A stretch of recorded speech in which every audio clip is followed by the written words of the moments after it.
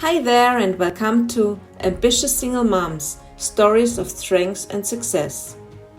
I'm Sonia from Your Success Story Single Mom Level Up Edition, and I'm thrilled to have you here with us today.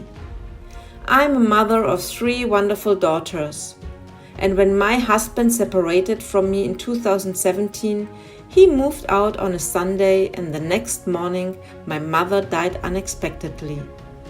During this time, I was although in the middle of chemotherapy. Suddenly, I'm all alone with 3 small children. As a single mom and a businesswoman, I know firsthand how challenging and rewarding this journey can be. When I first became a single mom, I felt overwhelmed and uncertain about the future. But through support and consistency, I've managed to build a life that I'm proud of, both for myself and my 3 children. This podcast is all about celebrating the incredible stories of ambitious single moms who are not only raising their children with love and dedication, but also pursuing their dreams and building successful businesses.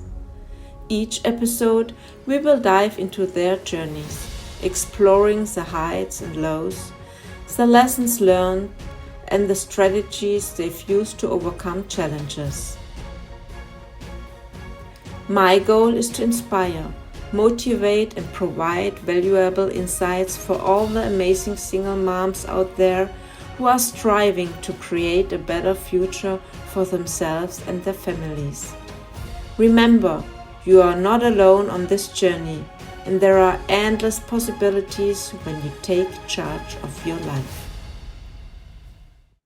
Hello and welcome to a new episode of Ambitious Single Moms Stories of Strength and Success. I'm your host Sonja Zipser, and I'm beyond excited to introduce you to my today's guest, Clover Johnston, who's in Jamaica at the moment. Hello, Clover. How are you doing? Hello, Sonia. I am doing great, and I am delighted to be here with you so I can share a bit of my journey, the lessons I've learned, and the reasons why we need to show up for our kids. Thank you so much that you're joining me and that you are prepared to share. So, for how long have you been divorced? Okay, I've been divorced well over 2 decades, almost 3 decades. Okay, wow. So, and how many kids do you have, and how old are they? I have 3 girls, and my last child will be 29 soon. Oh, Right. The other one is in her 30s, and the other one is almost 39. okay. So they're adults. Yes, and they're already living their own life, I guess. But it never ends being a mom for them, I guess. So they are. No, being a parent never ends. It's just that the relationship changes as they move into adulthood. Yeah. So what is your main message you want to share with women or parents? Okay, so my main message today is we can divorce our spouses can divorce us or leave us, separate from us. But once we have children, we ought to have a commitment for life. But above all, the journey out of the relationship can be emotionally brutal and painful. And it is most important that we go on a healing journey so that we don't transfer the bitterness and the pain to the children. So we have to embark on a journey to wholeness so that we can continue to show up for the next how many years based on the ages of our children. So sociologists and psychologists say we should be parenting them to about mid-20s. So it's quite a long journey, and we have to be prepared to do that healing work, to grow in the areas we want to grow in the way that serves our family. And then, as I'm joining you today, I am joining a tribe of women who have gone through the single mom journey or they are going through it. And it is always great to talk to people. I always found that. Oh, you have been on that journey? Wow, I need to hear your story. I need to share my story with you, and let's see what notes we can exchange. So that's the way I see this interview today, as being able to share parts of my journey and the lessons that I've learned, and to give encouragement to other women on this journey, and to say, do not go wallowing in shame and pain for too long. And, self-doubt and self-condemnation and self-judgment. You have to quickly shed that and begin to forgive yourself, see yourself in a positive light, and create a life plan based on the resources that you have, your emotional resources, your physical resources, your financial resources, the skills that you have. So you can move yourself through that journey and get to where you can optimally parent your children. Yes, absolutely. I can absolutely relate to everything what you just said. So how do you start? Because you are a coach as well, working with single parents. How do you start? Okay, well, let me tell you a little bit about my journey. So I am not sure how many women, their husbands get up and leave them when your child is 3 months old and 4 years old, but it happens. Yeah. So for me, I was in a state of shock for a long time, right? However, I couldn't stay in that shock phase, or even if I was in the shock phase, I had to be thinking of, how am I going to feed these children? How am I going to emotionally cater for them? How am I going to clothe them? How am I going to support them in every way? And that was what kept coming to my memory and my psychic. You have to get through this, because what was happening on the other side didn't look anyway encouraging. I wasn't getting any financial support. He was just a visitor. There was just no emotional engagement. There were no resources coming from there. And I quickly realized that the disproportionate weight of parenting was going to fall in my lap. And so because they were young, I had to focus on every single need that they had, from changing diapers to buying the diapers to feeding them, giving them food, sending my older to kindergarten. So it was an emotional pull, it was a financial pull, and of course spiritual, because your spiritual is tied up with your emotion. So I could have chosen, there's a little acronym that I like to use called the FIT, right? What are the facts of what happened to you? What impact did it have on you? And what track will you decide to take? So I was very open with myself about the impact. Breakup is trauma, and many of us refuse to realize that when we break up from a relationship, it is traumatic. And that's the first thing we have to do, is to admit that. Because divorce and separation, if you have had a family setting, psychology says it ranks number 2 to 3 in the most difficult, emotionally devastating events in your life. And that it comes only after the death of a spouse. So we have to recognize that it is traumatic, admit that we are going through trauma, and recognize that we need to take the steps for healing. You cannot go through trauma without taking steps for healing. And for each of us, the healing is going to look differently. But for me, my healing was focused. I had been brought up in a Christian home, and that was good for me. I was from a traditional nuclear family where I saw 2 parents being very respectful, being very supportive, an extended family. and we were very involved in our church. So that gave me a model to follow. And I also got a lot of support from them. So for each of us, the healing journey, for some people, it may be the emotional freedom techniques or any other that people choose. But what is important, you recognize, first of all, your need for healing. What track are you going to take? It is the bitterness track. It is the back and forth. You did, I didn't do, and all of that back and forth. That's not going to move you anywhere. So my track and my advice to anyone is, where do I want to be in 5 years' time? Where do I want to be in whatever number of years? And even before I got married, luckily for me, I had a plan to go back to graduate school.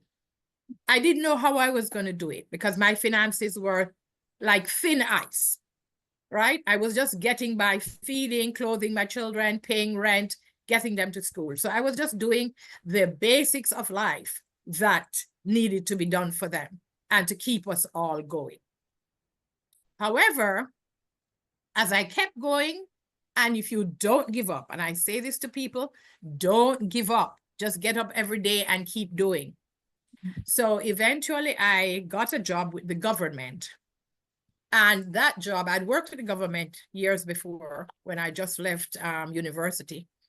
So I knew that there was a study leave option that I would benefit from at some point in time. So immediately as that benefit came, 5 years after I was in this job, I applied to do graduate school in the UK, to be specific, in Stirling, Scotland. Then my two youngest, my two youngest were 5 and 13. My oldest was by this time 17.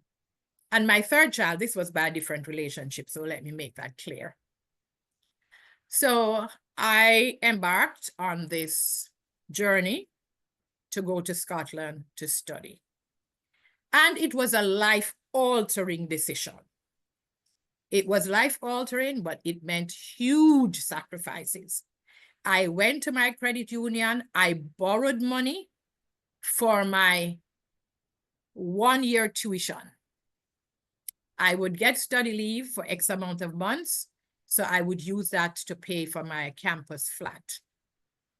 So everything was really, again, very thin, but I was not giving up on my dream. I knew it was a do or die decision. And so as soon as I got there, got my children in school, and I learned from this at the time that there were no school fees. So that was beyond exciting for me.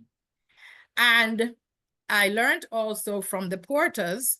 They were very kind and helpful. They said the Stirling Council will give the older one a bus pass, and the younger one, because of her age, she will get taken to school by a little minibus that comes and pick up children on the campus. No, I could not believe this was music to my ears, because I didn't have to worry about walking them to school or having money to pay bus fares. So that was just an answer to prayer. So I was just totally gleeful. And I'm saying to myself, this is the best decision I ever made in life. And it is. I think singularly, it's one of the best decisions I made. So fast forward, I completed my master's, and then I went on to do some advanced research. When I saw how well my middle child, who was 13 at the time, was doing, I said to myself, it would be just terrible to take her out of this environment and take her back to Jamaica at this time. She was a really soft child and basically just overcoming the emotional hurt of her dad's absence. And I remember at the time, I had been there maybe about a month, and I said to her, "You're so happy here. It's like you were born here." And I said, "What's it?" And she said to me, "Mom," I'll never forget it. She says, "Mom, I am rid of the emotional burden of my father." The problem was he would promise to do stuff. She always wanted to have a weekend stay over with him, always promised, but never materialized. So it caused her a lot of questioning her value and identity and her feeling of not being loved and all of that kind of thing. So she did really well in school. We ended up staying there for 5 years. And she eventually went to Canada, to the University of Toronto. So that was a real hurdle for me, a real biggie, a real winner. That she got through school, did well in school, even became deputy head girl in a country where she was a minority. But the system at that school allowed her to thrive. And I am eternally grateful to that experience for myself and for her. So I say this to any single mom who is struggling. At the beginning, we're always nervous. We're always tearing out our hair. What if, right? But don't focus on the what ifs. Focus on what's next, right? Yes. Try a little plan. What next? If it doesn't work, try another plan, but never give up. Keep showing up. Something is going to work out for you. And I had to do several jobs to feed my children. I had to work with the NHS in the hospitals. But guess what? It was money to feed my children, to buy groceries, and it worked. I have done stuff from washing dead people to cleaning bombs, washing homeless people, all because of the duties as a care assistant in the National Health Service in Scotland.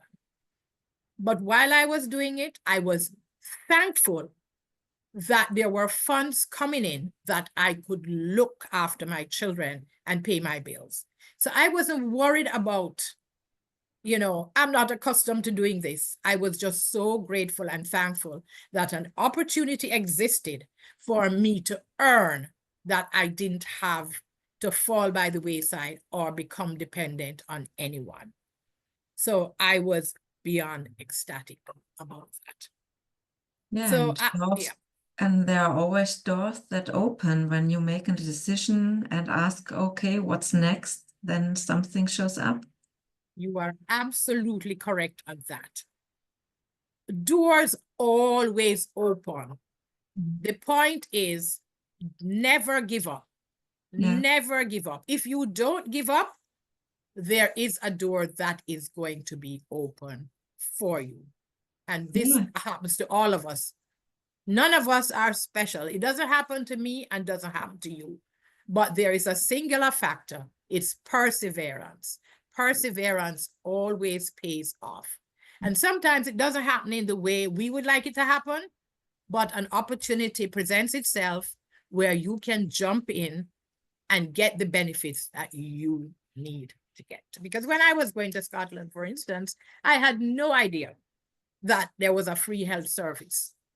Because back in my country, I had to be paying thousands of dollars for any form of healthcare, right? It was either private or public, and the public system was just not, it wasn't efficient. It was just not efficient.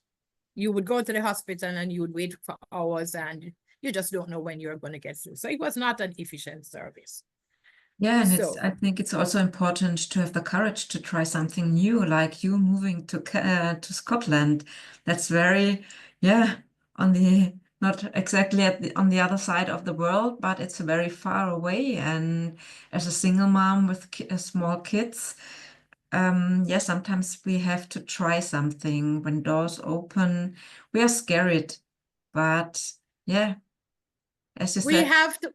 Yes, you are absolutely right. We have to have the courage. And I learned early in life, because I did not have the real support of a spouse. My co-parents, my ex-husband, he was just not engaged financially. He was just not coming up to speed. I remember when I left with my 13-year-old daughter, that was the last check I ever got from him. And so I couldn't be expecting anything. And I remember I left my sister in charge and I said, when you speak to him, see if, you know, he would send you the check. And after a couple of times, she said, I'm not calling him again because when I call him, he makes me feel more sorry for him than for you. So I will not be calling him. And that was the last check we got. So I just positioned my mind that this was go it alone and do it afraid. It's going to work out somehow. So anyone who is listening to me today and wondering what's going to happen tomorrow or the next, do it afraid. Doors are going to open. You will get wisdom. Opportunities will open for you. Yes, and what your story just showed us, we never know before what can happen, and we can learn from your journey that it was amazing. Your daughter did so well, and you learned unexpected things like there are no school fees and everything. So yeah, we get surprises and gifts from the journey when we walk through a door and try something new, and have the courage to do it and to walk a path we don't know where it brings us. Absolutely. And what I'll also say, many of us as single moms, especially maybe in the first 6 months to a year, we tend to want to disconnect from our community, family. We're going to hide in because we are just afraid of the judgment of others, especially, and having to explain ourselves. Disconnection is a prescription to cut everyone off so that you will not be able to get the help that you need. It's all darkness when you are cut off from other people, from your tribe. You have to be brave enough to stay connected so that the light of others and the light that people want to offer you will shine through to you. People will want to hold your hand. People will want to call you up. Can I take the kids for a date? People will want to take you out or take the kids out for a Christmas tree, to go to the mall to see Santa. There are so many offerings that I got from friends and relatives that were so helpful to me that without it, I would not have had moments to breathe and do my own self-care. So do not cut yourself off from others. The fact that you are separated, divorced, it is not a reason for shame. Shame is self-hatred at my expense. You cannot sit and wallow in shame because it is self-defeating.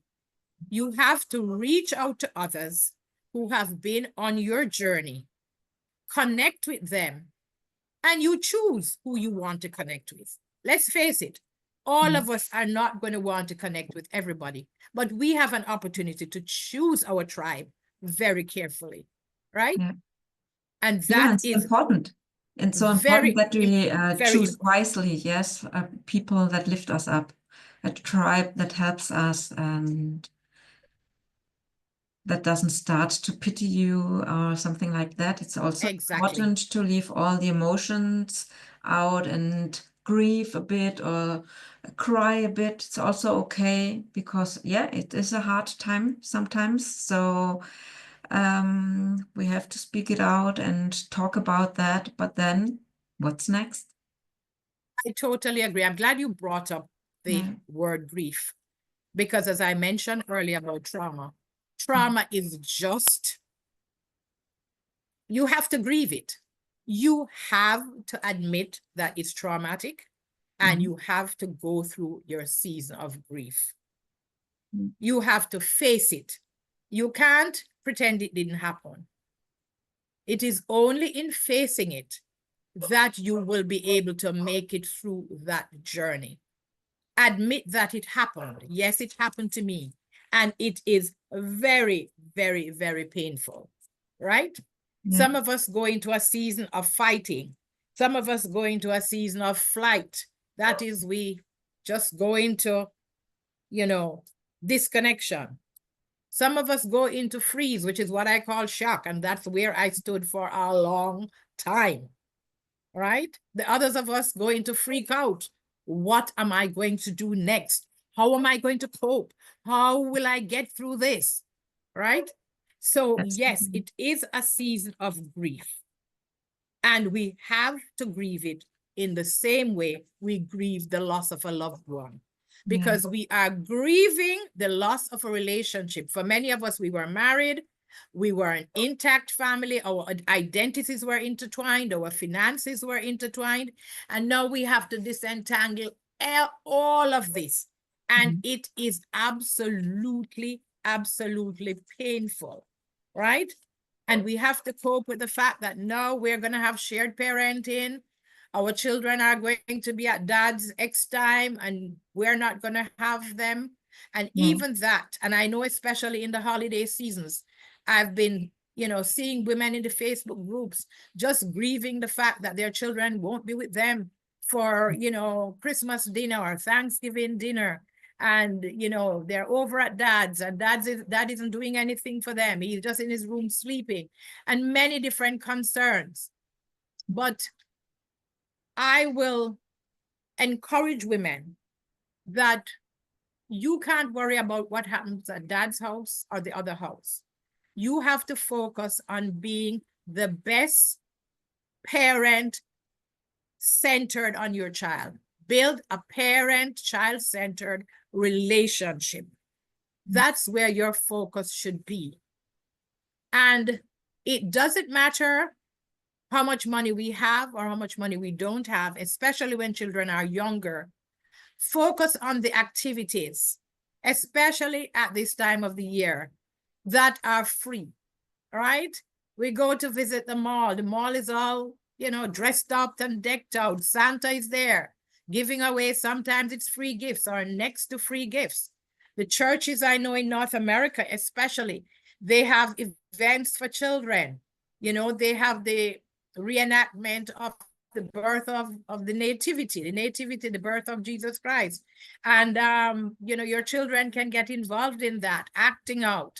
And again, the churches provide gifts.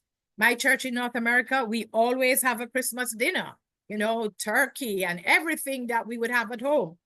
So there are many opportunities for us to be in community and not to stay by ourselves and focus on what we don't have, because there are opportunities for connection and to be in community and our children having a good time. And once children are having a good time, they're not focused on what they don't have. So we have to focus more on the activities. And when we are at home, we can do Christmas crafts, we can do painting, we can bake Christmas cookies, we can do the gingerbread house. So there are so many activities that the kids will enjoy doing that we can do as a family and focus less on what we don't have.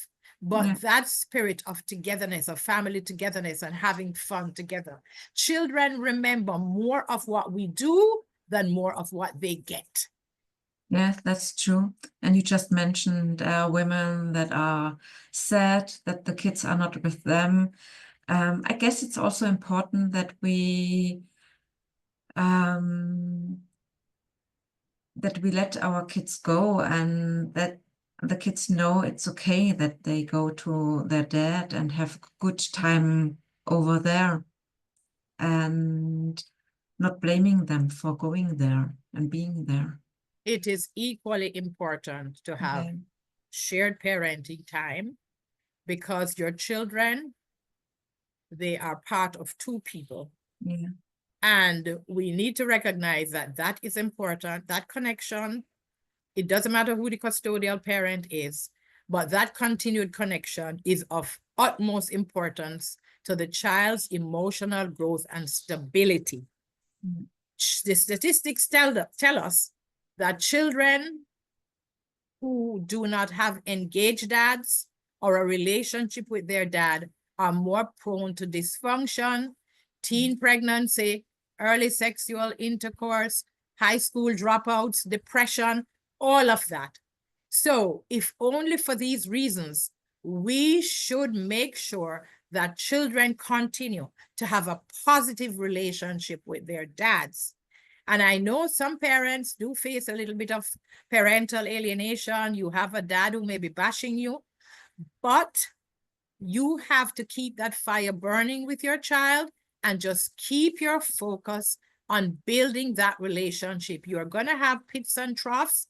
Yes, we all do. But just like the relationship we are building for long term, we just have to keep supporting them, keep doing what's best for them, and focus also on their likes and the activities that they like to do. That's very, very important. Yes. As long as the dad wants to see the kids. Absolutely. Sometimes we have the problem Absolutely. that the dads don't care, but Mhm. yeah, as long as this works from that side, we should support that. Even if it's not always easy, and I can relate to that at the beginning, and it was not easy for me. But yeah, I tried never to speak bad about my ex-husband. And I think that's also important for the kids, and that they are able to talk to you about everything they experienced over there. Sometimes it's maybe not, they're not happy with the new partner or something like that. So it's important that they're able to talk to you about that. That Yes, they you can have to trust have a you. listening ear, totally, Yeah. because you are really your child's kind of counselor, you know, and you have to really be attuned to what they're saying and sharing. It is very important, even while you are in your own emotional recovery. But you are their counselor, their sounding board. So again, this is why your healing is important, because you have to be in that position where you have the emotional wholeness to be able to listen, to be able to advise, and where necessary, to speak to your child in an open way that is age appropriate, very important, so that they know you care, they know you are listening, and you can give them the best advice without bashing the other parent. Yes, Yeah. absolutely. So yeah, and now your kids are older, and you have no need to talk to their dad, and or do they still have contact with him, after you spent so long time abroad? Yes, my children, all of them, they have had seasons of, I am sure, great displeasure. My middle child, the one who went to Scotland when I was 13, there were years that all she talked about was her sperm donor. She wanted nothing to do with him. And over the years, I kept encouraging her. I said, it doesn't matter what the relationship ends up, but you have to release yourself by forgiving him. You can't walk around with this. It's not healthy for you. You may never have the best relationship with him. And I fully understand how you feel, because I would never imagine in my life that anybody could get up and leave a child who was not even 6 months old. I mean, that is totally, you can leave me, or you can leave your partner, your wife, your whatever, whoever, but you should at least make sure that you are fully responsible as a father to that child. So you can divorce me, you can separate from me, but you should never, go back on the responsibility that you know that you should have the father. So I did feel a lot of pain for her, and I understand that as she got older, she was wondering, why would anybody leave a child at this age? And I know that was it was difficult for some of the years, but as I said, her real years of growth, real growth and emotional maturity were her 5 years going to school in Scotland. And I think it's because of the level of autonomy she had. She was able to do a lot of stuff on her own, travel to school. She liked her teachers. They liked her. She became deputy head girl in a school where she was a real minority. So I think she felt also her own ability and talents were unfolding before her very eyes. And so that gave her a lot of emotional cushioning to move forward. So we never know where life is going to take us or our children when we step out in faith. Yeah, yeah, absolutely true. So yeah, you have your healing method you are using to go through with your clients. Can you repeat that again?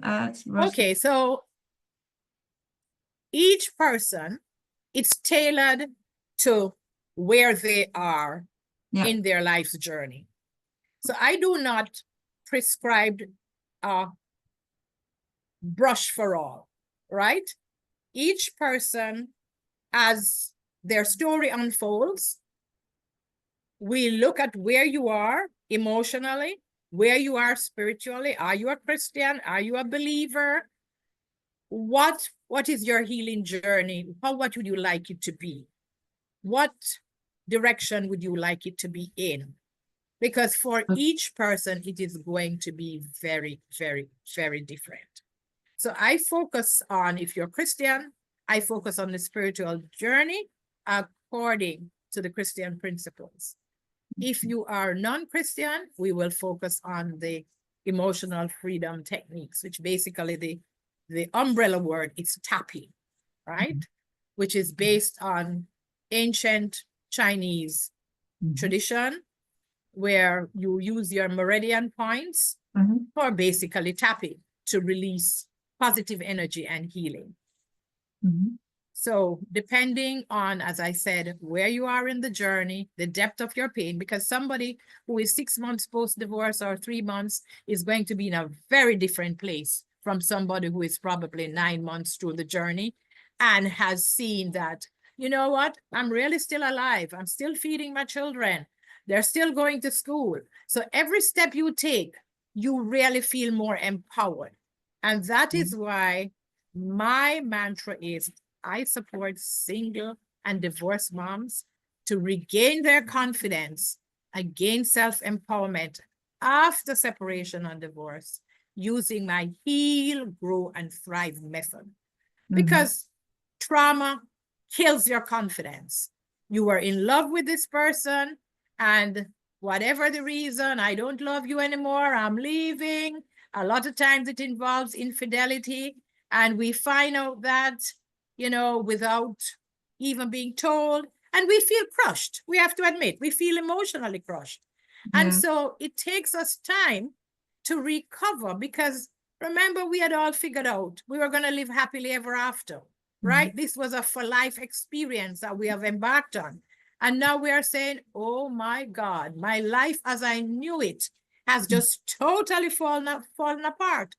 So we now have to go back and encourage ourselves and rebuild that confidence, right? And now we have to begin to tell ourselves, you are still worthy of love, right?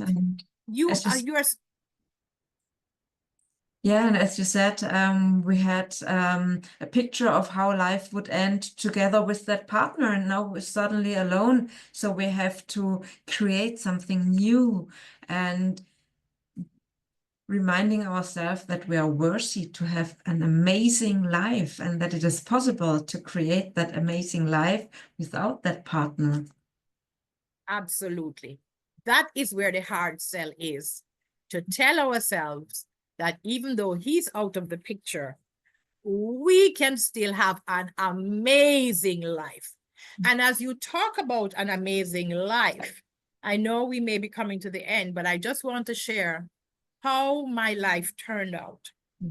So I was able to go to Scotland, spent 5 years there, got my youngest through elementary school, got my middle child through high school, sent her off to university in Canada. My eldest came a little later, started university, moved on to Canada later. When it came for my last child, who I had a long-term relationship with her father, again, it ended in disappointment. So I came back to Jamaica. She was now starting high school. Found out that, again, infidelity. He told me, oh, I can't marry anyone who is living abroad. You need to come home.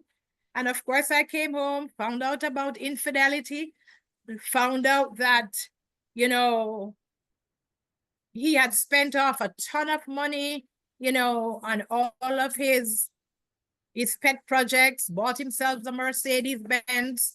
And so I was beyond floored when I found this out, because what was communicated to me was a lie. And so I was now facing a life where I had to now dip in my pocket and again finance. I became his financial rebound, right? Because then I saw letters coming. His credit card payments were behind. His mortgage payments were behind.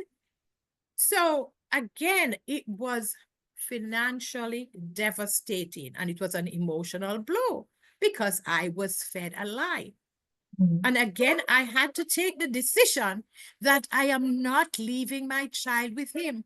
So I had to sit out another 5 years, right? Because I just couldn't leave her. But God. So at the end of that 5 years, I said, my 2 other children are in Canada now. I am not leaving my child here. She has to get the same opportunity that they got. And I remember it was Christmas 2013. And I really started praying hard and asking God to open a door that could take both of us out of the relationship and move away from Jamaica. And in 2014, while I was in Canada, I decided I would do an ESL course. Just because I'd never taught ESL before. I had taught college, I taught university, but I'd never taught ESL. And I always believe if you're going to offer your service, you should at least have some level of experience to back you up and just give you the confidence to do it well. And I remember my supervisor at the time said to me, you already have so much education and qualifications, you would get a job in Asia. And I said, Asia? I said, I am not even thinking about that. And he said, I was out in Japan for years and it was wonderful. And so he said to me, go on Craigslist and look under the education section. I said, I thought Craigslist was only a place for buying and selling. He says, oh no, you go to the education system section. And I did exactly that. And I saw a job there for an ESL teacher. And they called me for the interview 2 days later. When I went, I was tickled pink. I saw a huge, tall British man. And I smiled and I said to him, I thought I was going to be meeting a Canadian. And he laughed. He was very good-humored and good-natured. And he said to me, I am British, but I'm now a naturalized Canadian. And I'm the head of this private school, but we write curriculum, ESL curricula, for schools in China. And after the interview, he said, the job is in China. Do you want it? And when he outlined the benefits, I said, oh, yes, this is God sent. And so it was a good salary. And as I say to people, many of the jobs in China, you have free accommodation. You basically have no bills. So your salary that goes into your pocket is net. You decide how wisely or unwisely you want to spend it.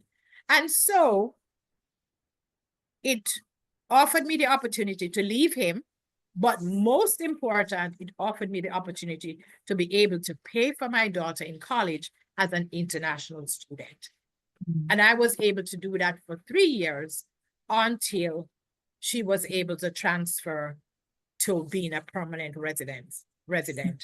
So that was, such a huge big breakthrough. And so if anybody is listening to me today and hearing my story, my story is a story of not giving up. My story is a story of leveling up, getting new skills, learning new skills, and making sure you are ready for the market in which you are looking for job opportunities. And I took the limits off myself by not being stuck to any particular geography. And I had 5 of the most wonderful years in China. People were very, very grateful that for their children and the strides they made in learning English, and they recognized it. And I was eternally grateful for that opportunity.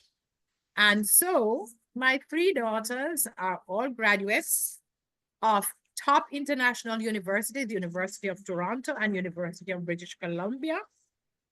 And while I had the disproportionate responsibility and it was tough going, I decided I was not giving up. Yes, so important. Thank And you the so much. mantra that I have lived by to keep me going is, it is better to be prepared for an opportunity and not have one than have an opportunity and not be prepared. So I tried to keep myself not only focused, but being prepared for the opportunities that would come in my field. So don't give up. Yes, amazing, Clover. Thank you so much for sharing this all. Yeah, I can absolutely relate to that. I'm not up for giving up. It's all about leveling up, learning something new, reading every day, listening to podcasts, audiobooks. Sometimes I like to watch Christian films. There you can also learn something, or just a funny film to laugh that lifts you up. You can learn in everything, going outside for a walk, meeting persons, get in touch with them, speak with them, and listen what they're telling you. And then you can use that to transform. Yes, absolutely. And humor is good. Humor is good to keep us going. Yeah. Always find an opportunity to laugh and make yourself smile. Yes. So I guess you already said last words, but is there still something you want to say before we come to an end? It will be, keep focused. Keep focused. Life is a journey. It's not a destination. And for every step that we take, there is a new door and a new opportunity waiting for you. But you just have to keep moving and do it afraid, even if you feel fear. Okay, amazing. Thank you, Clover. Yeah, thank you too. It's been a pleasure. Yeah, it was a pleasure to have you here on my show, and thank you so much for sharing all the insights of your journey. Very inspiring. Thank you so much. And yeah, thank you so much for joining us on this episode of Ambitious Single Moms, Stories of Strength and Success. It's been an absolute pleasure having Clover share her incredible journey and insights with us today. Right. I hope you found her story as inspiring and empowering as I did. If you enjoyed this episode, please give it a thumbs up and leave a comment below, sharing your thoughts or any questions you have for our guest. Don't forget to subscribe to our channel so you never miss an episode. All the links and additional resources about Clover and myself can be found in the show notes below. Your support means the world to us and helps us continue bringing you amazing content. Until next time, stay strong, stay inspired, and keep thriving. See you in the next episode. Thank you for joining us on Ambitious Single Moms, Stories of Strength and Success. Let's embark on this journey together and rediscover the magic in our lives. Don't forget to subscribe and stay tuned for our next episode.